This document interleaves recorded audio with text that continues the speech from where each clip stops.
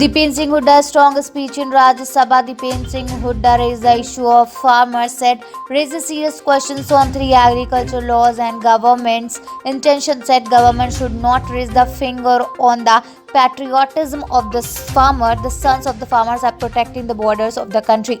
Nearly 200 farmers have given martyrdom during the movement, but the government has not left a word of condolence. The Shiv Sena on Thursday asked Prime Minister Narendra Modi to honor the sentiments of protesting farmers and scrap new controversial farm laws, and said he will grow bigger in stature by doing so. Ministers no longer have to justify their official foreign tours. Chief Minister Uddhav Thackeray has relaxed the foreign visit norms for ministers but tightened the rules for state officials.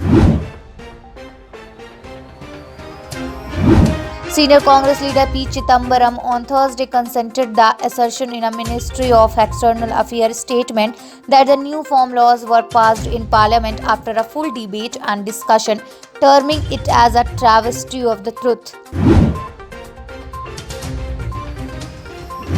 Congress leader Priyanka Gandhi Vadra on Thursday met family members of a man who died during the January 26 protest in Delhi.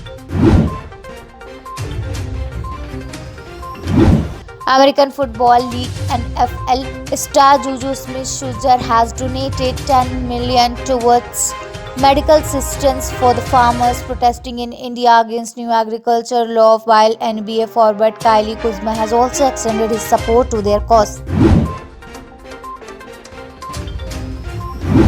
Under the rain, Congress MLA led by Bhupen Singh Hooda marched on foot to Raj Bhavan. Governor not found even today. Congress MLA standing outside amid the constitutional rights of the opposition to reach the public to the government. Give time to meet government. Hooda also said the government is not discharging his constitutional obligation by not giving time to the opposition.